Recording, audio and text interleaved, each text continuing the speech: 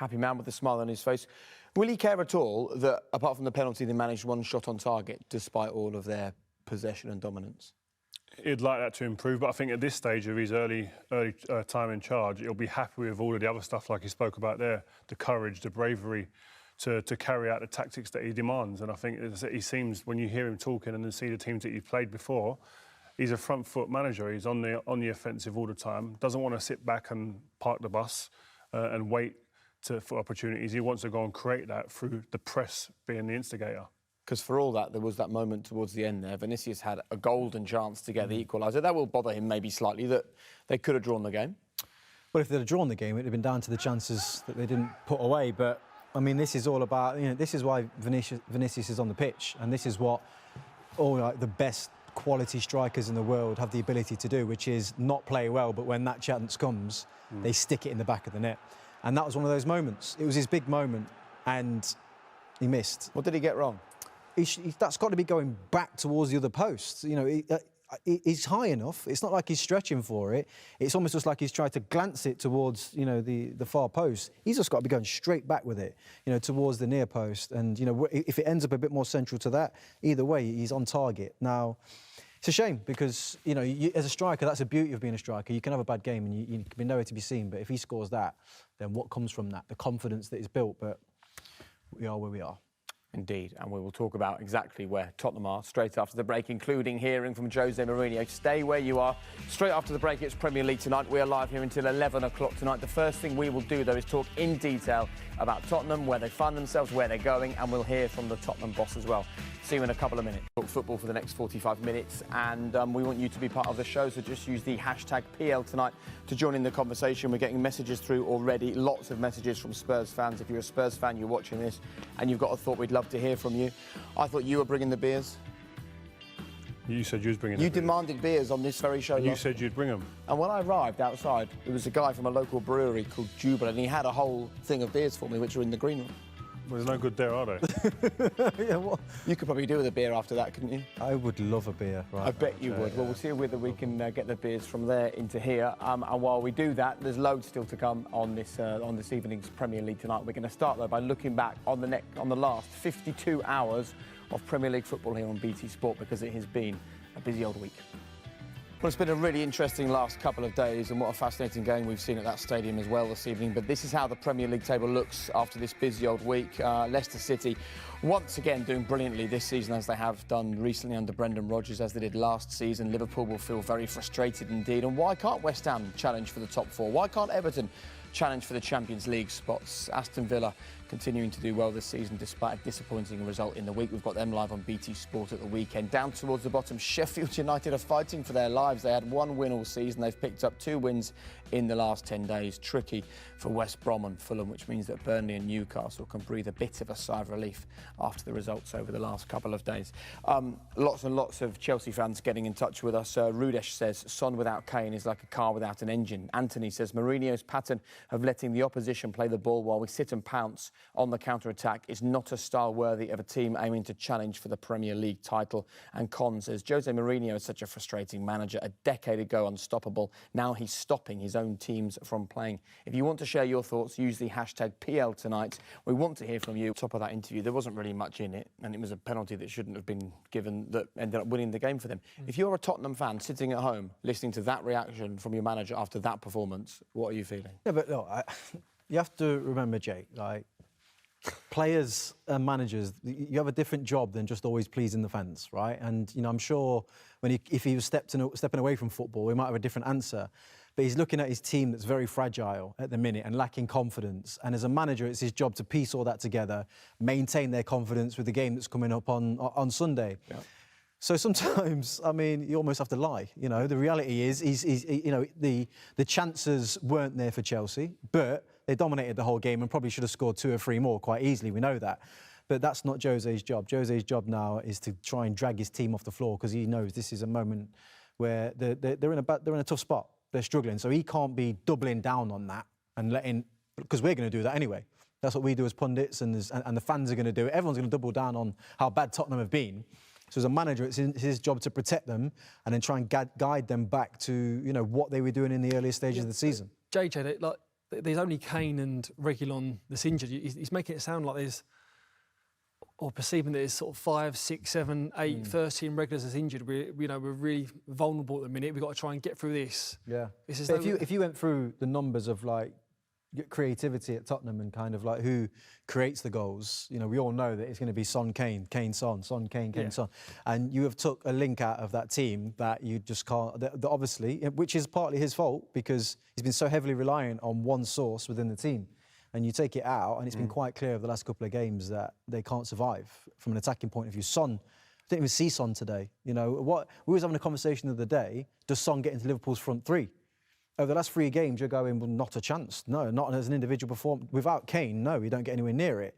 With Kane, he's a world beater. So he's finding it difficult now to obviously find the solutions creatively to get this team back playing the way that he wants them to play. But I just hope that his conversation and the way he talks to the team is very different to what I just saw there. Yeah. Because that was an excuses kind of filled interview more than anything. And I hope, like you say, I understand as a manager coming out and dressing down your players in public maybe isn't the way to do it in today's game.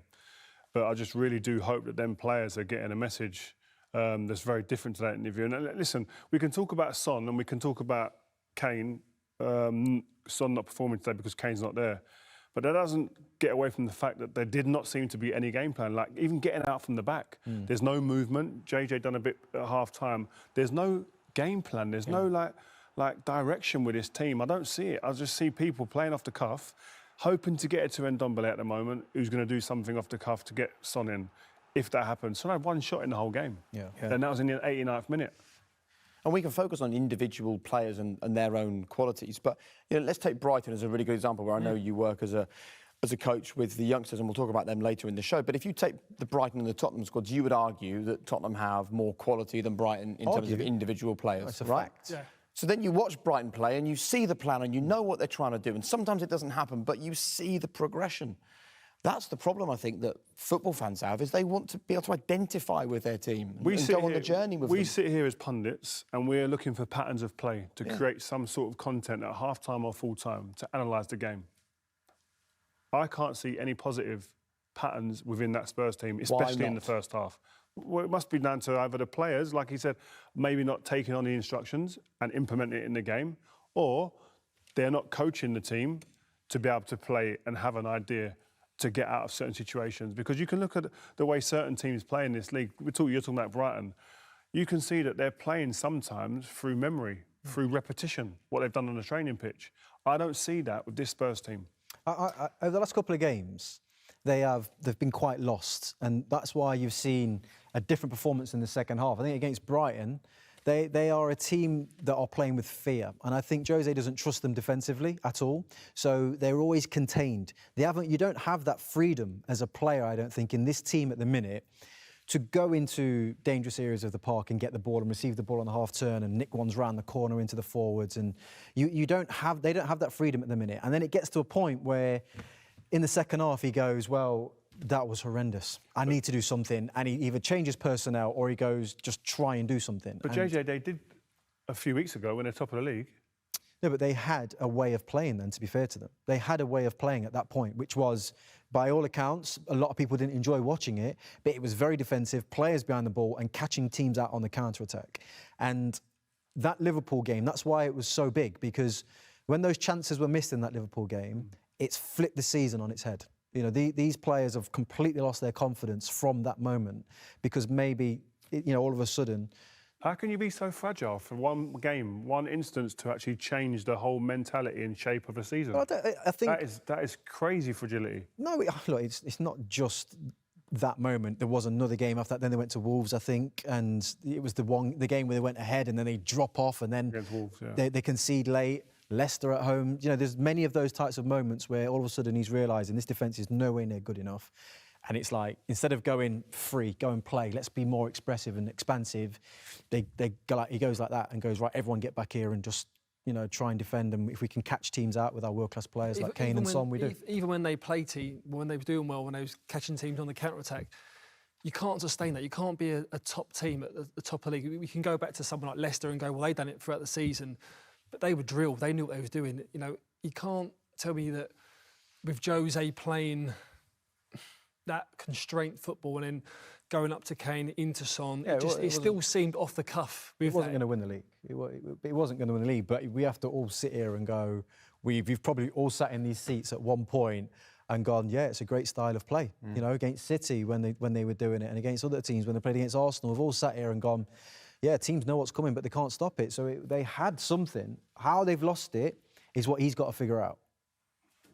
Well, in the recent run of games, they're 15th in the league. So, you know, a talk of the title or maybe even a trophy is tricky at the moment. Obviously, they've got the League Cup final coming up. Question from Bob for the three of you to the panel. As a professional player, would you be bored and unmotivated performing in a team that seems as directionless as Spurs at the moment? And that is an interesting question. You know, what is the experience like as a professional footballer in a team like that? Well, look, let's take Son, for instance, tonight. Influential this season for Spurs.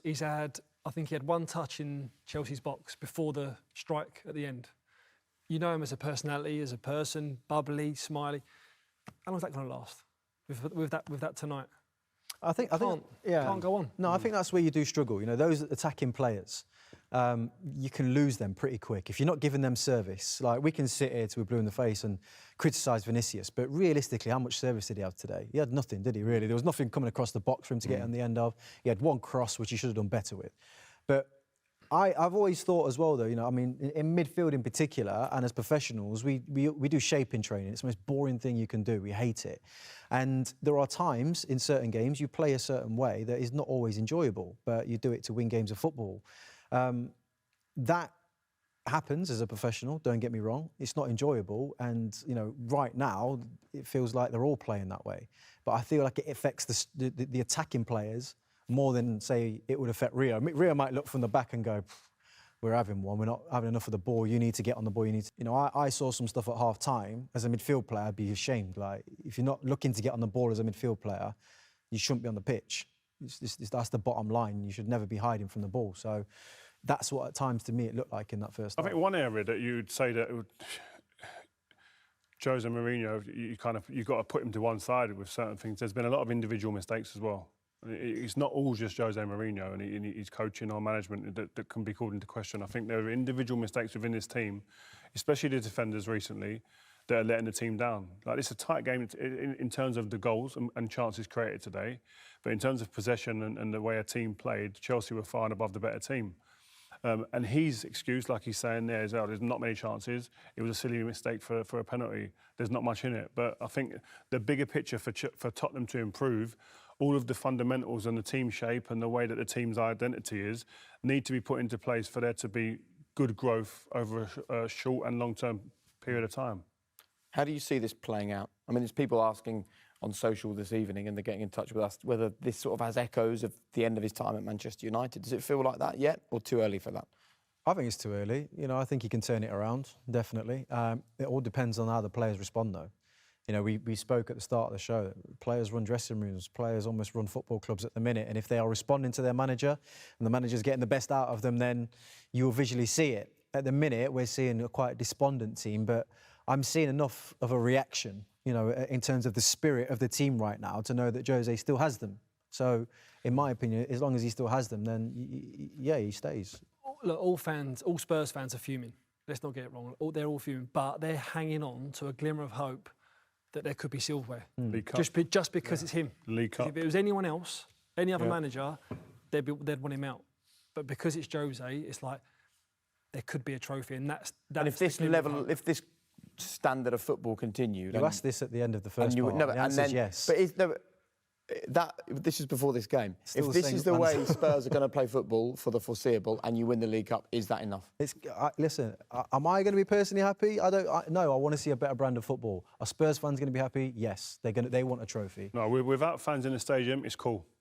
If the first fans are in the stadium, it's a very different temperature. Can you imagine at half-time and full-time? But I would not be surprised if Spurs win the League Cup. The one-off game, Jose can set his team up to stifle teams, to hit teams on the break. Kane will be back then. It's a different story. We'll see that one-off game. Fascinating stuff. Right, we're going to talk actually straight after the break about culture at a football club. Steve is working with the young players at Brighton. All these guys obviously came through the academy system. They were schooled in how a certain team or a certain manager likes to play, and we'll talk about philosophy and culture at football clubs after the break. Keep getting in touch. #PL Tonight. See you shortly.